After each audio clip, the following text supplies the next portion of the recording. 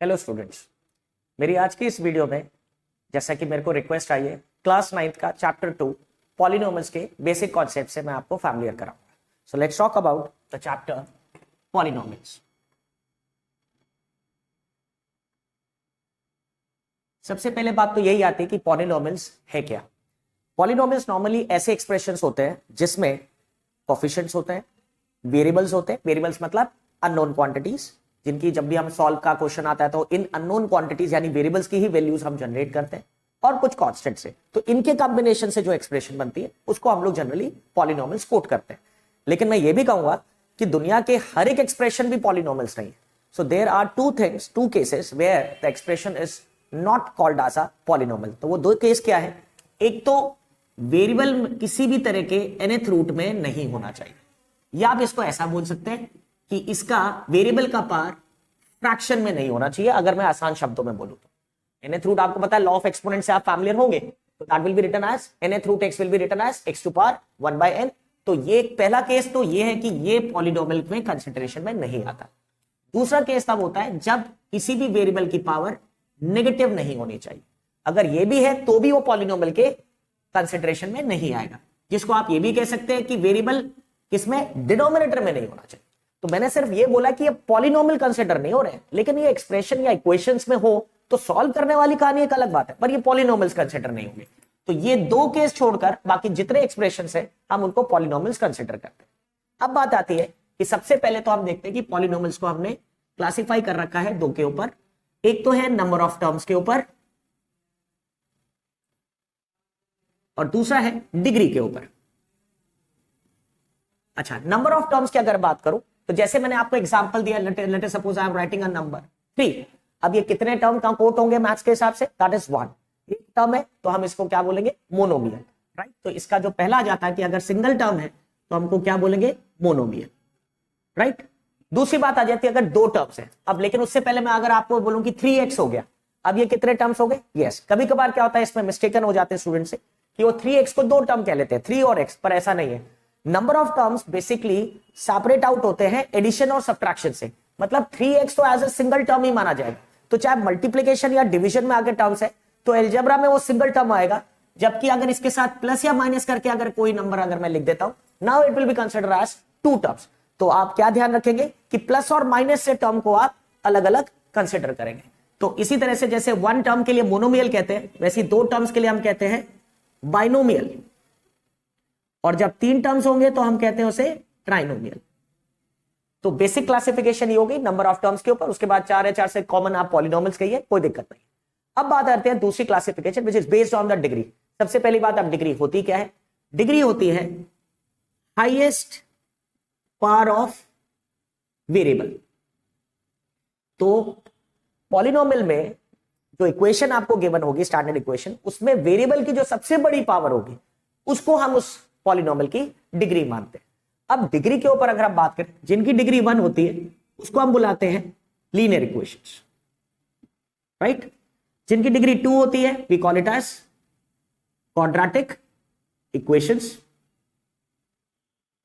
और जिनकी डिग्री 3 होती है उनको हम बुलाते हैं क्यूबिक इक्वेशंस। तो नॉर्मली अभी आपको सिर्फ यही तक ही करना है, वैसे 4 के लिए भी नाम है, we call it as biquadratic and so on. Common आप पॉलिनोमियल्स कहिए। तो ये तो हो गया सबसे पहला classification of polynomials on the basis of number of terms और डिग्री के ऊपर। नाउ प्रोसीडिंग फर्दर,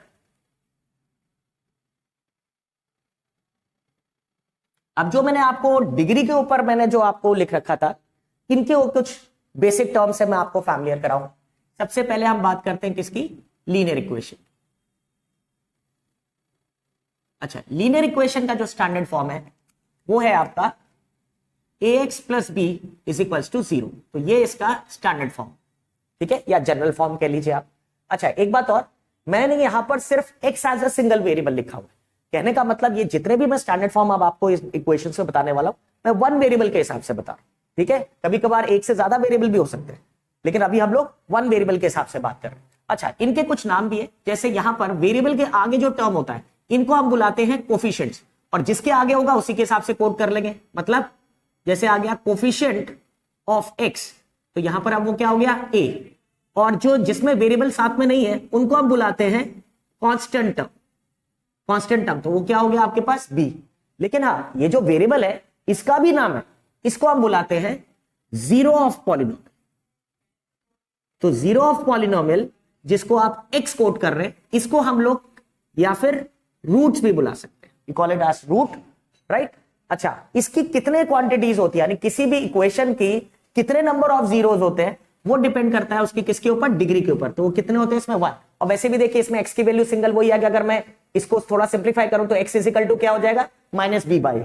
तो अल्टीमेटली कॉन्सेप्ट ये निकला कि किसी भी पॉलिनोमियल के नंबर ऑफ जीरोस किसके बराबर होते हैं, डिग्री के बराबर। आप चाहे तो मैं यहां पर नोट करके लिख देता हूं that number of zeros of a polynomial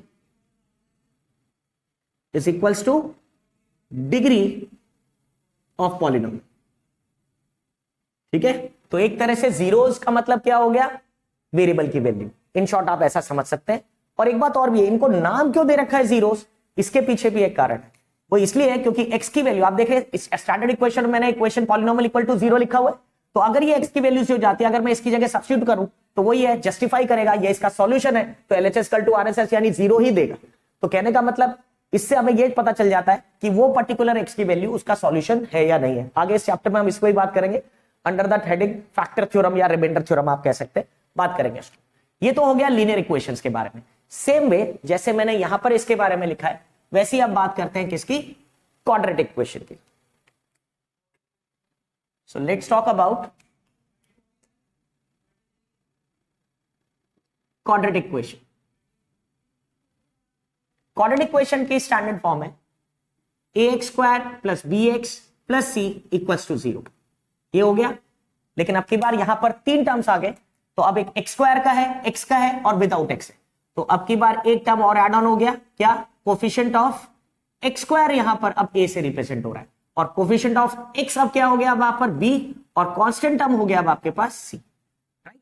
तो कहने का मतलब a अगर कोट करने वाली बात है तो a आप रैंडमली आप अपनी मर्जी से सभी को एक जैसे सभी इक्वेशन में नहीं ले लेंगे। आप बस ये देखेंगे कि इक्वेशन की स्टैंडर्ड फॉर्म के हिसाब से क्वाड्रेटिक है तो x² का कोफिशिएंट a हो गया, और इसी तरह से लीनियर था तब x का कोफिशिएंट a से रिप्रेजेंट। तो ये सिर्फ जनरल टर्म्स है और कुछ नहीं, राइट। अच्छा, यहां पर अगर हम जीरोस ऑफ पॉलिनोमियल की हम बात करें तो अब चूंकि इसकी डिग्री 2 है तो इसका कितने आ जाएंगे, नंबर ऑफ जीरोस आपके 2 हो जाएंगे। और हाँ, जनरल में इन्हीं नंबर ऑफ जीरोस को आप फर्दर अल्फा और बीटा से रिप्रेजेंट करते हैं। है दोनों x की वैल्यू इसी, लेकिन उनको भी एक बार थोड़ा सा डिफरेंट वैल्यूज तो है ही, तो है x की वैल्यू, लेकिन उसको आइडेंटिफाई करने के लिए एक जनरल टर्म दे दिया, एक को अल्फा से नाम दे देते हैं, एक को बीटा से नाम दे देते हैं। ये तो बात हो गई अब किसके बारे में, क्वाड्रेटिक इक्वेशन के बारे में। अब फाइनली बात करते हैं किसकी, क्यूबिक इक्वेशन की। Now talking about cubic equation. Cubic equation का स्टैंडर्ड फॉर्म है ax³ + bx² + cx + d = 0, right. अब इसके हिसाब से कोफिशिएंट ऑफ x³ अब आपका a हो गया, coefficient of x² b represent होगा, और कोफिशिएंट ऑफ x c हो गया, एंड फाइनली कांस्टेंट टर्म है यहां पर दैट्स c। और नंबर ऑफ जीरोस की अगर बात करें तो कितने हो जाएंगे, 3, और इनको हम लोग जनरली सेपरेटली दिखाने के लिए अल्फा, बीटा और गामा से रिप्रेजेंट करते हैं। ठीक है, so this is the basic terms related to all the 3 types of equations, linear, quadratic और क्यूबिक। तो जो आपकी एनसीईआरटी की फर्स्ट एक्सरसाइज दे रखी है उसमें सबसे पहले आपको इन्हीं इक्वेशंस को आइडेंटिफाई करने का बोला है, डिपेंडिंग ऑन एक तो डिग्री के ऊपर और दूसरा नंबर ऑफ टर्म्स के ऊपर। ठीक है, तो आप उस एक्सरसाइज को लेके आप चल सकते हैं, कहीं कोई दिक्कत हुई तो आप मुझसे जरूर पूछ सकते हैं। ठीक है, अब बात आती है, अगर हम फर्दर चले नेक्स्ट टॉपिक में, ये तो आपका एक पार्ट हो गया बेसिक्स। अब तो नेक्स्ट है वो है वैल्यू ऑफ पॉलिनोमियल।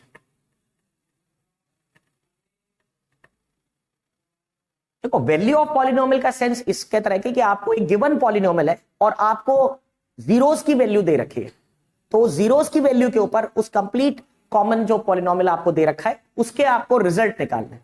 तो क्वेश्चन का टाइप ऐसे हो सकता है, let us take an example. जैसे मैंने बोला कि if there is a polynomial जिसको हम इन शॉर्ट क्या लिख सकते हैं, P X, that is polynomial का हमने पी से रिप्रेजेंट कर दिया और एक्स का मतलब है in terms of x, right. तो जैसे मैंने दे दिया आपको 3x square minus 5x plus 2 और बोल दिया है फाइंड क्या p ऑफ -2 निकालना है, p ऑफ 1 निकालना है या p ऑफ 0 निकालना है, कोई भी रैंडमली वैल्यू आपको क्वेश्चन में गिवन हो सकती है। तो यहां से हमें इन पॉलिनोमियल की वैल्यूज इसी कॉमन पॉलिनोमियल पे इन टर्म्स के ऊपर यानी इन जीरोस के ऊपर आपको आंसर निकालना है।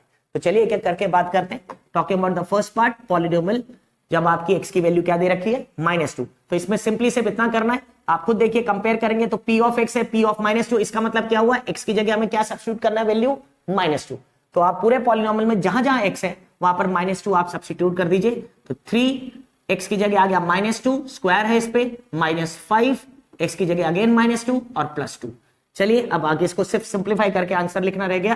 तो ये हो गया 3 -2 का स्क्वायर हो गया 4, माइनस माइनस प्लस 10 हो जाएगा ये, और +2, ultimately 12 + 10 + 2, finally your result will be 24। ये आपका आंसर हो गया। ये तो हो गया आपका फर्स्ट पार्ट का। सेम में बात करते हैं किसका, पॉलिनोमियल व्हेन द x की value is 1, again same polynomial, substitute the value, अब x की जगह हम 1 डालेंगे तो 3 1 का square, then after that -5 of 1 + 2। चलिए अब इसको भी हम सिंप्लीफाई करते हैं। 3 1 का स्क्वायर 1, 5 ये तो 1 ही है, दैट्स 2, so that 3 -5 + 2, यहां पर तो हो गया 3 + 2 दैट्स 5 - 5, तो इसका रिजल्ट आ रहा है 0। इसी तरह से talking about the third part, that's polynomial when the x value is 0। चलिए पुट करते हैं 3 0 का स्क्वायर -5 × 0 + 2, तो ये हो गया 0 - 0 + 2। हमें ज्यादा एक्सप्लेनेशन जरूरत नहीं, आप डायरेक्ट लिख सकते हैं, तो दैट्स 0, अल्टीमेटली रिजल्ट आ गया +2। इस तरीके से आप किसी भी पॉलिनोमियल अगर गिवन है और x की वैल्यू डिफाइंड है, आप इसीलिए उसको सब्स्टिट्यूट करके आप अपने रिजल्ट निकाल के वैल्यू ऑफ पॉलिनोमियल कर सकते हैं। तो ये हो गया आपका एक और दूसरी वैरायटी।